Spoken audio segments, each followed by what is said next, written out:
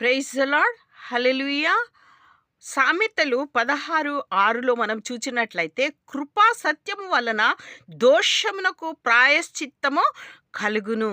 కృపా సత్య సంపూర్ణుడు ఎవరు అంటే యేసుక్రీస్తు వారు. ఎందుకంటే మనపైన కృప చూపి ఆయన భూలోకమునకు వచ్చి మన కొరకు రక్తమును కార్చి తాను శిలువ బలియాగము అయినాడు.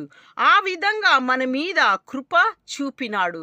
మన పాప దోషములన్నీ భరించినవాడు. కాబట్టి ఆయన యొద్దకు వచ్చినప్పుడు మన దోషమునకు ప్రాయశ్చిత్తము కలుగుతుంది. చాలామంది దోషాలు పోవాలని అంటే ఏదో దోషం ఉంది, వివాహం కావడం లేదు, ఏదో దోషం ఉంది, ఈ కార్యం కావడం లేదు అని అనేకులు ఎన్నెన్నో యాగాలు చేసుకుంటూ, ఏవేవో యాగాలు చేసుకుంటూ, ఏమేమో చేస్తూ, ఎన్నో డబ్బులు ఖర్చు పెడుతూ ఏవేవో చేస్తూ ఉంటారు.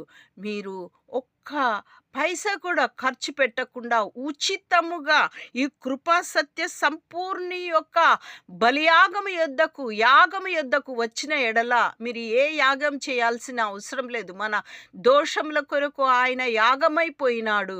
ప్రతి యాగము ఈయనలో ఉంది.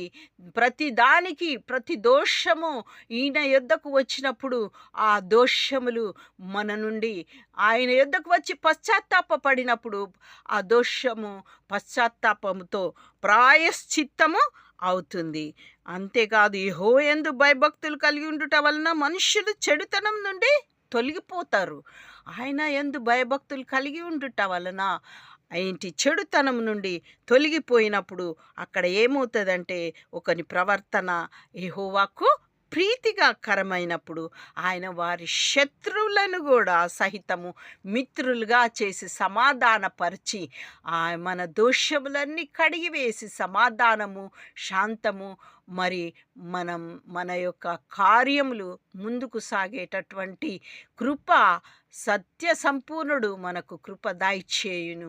మరి ఆ విధమైనటువంటి దేవుని యొద్దకు వచ్చి మరి పాప దోషములను కడుక్కొని మీ దోషములు ఉచితముగా, మరి ఎటువంటి డబ్బులు ఖర్చు చేయకుండానట్లు మరి ఏ యాగమును చేయాల్సిన అవసరం లేదు.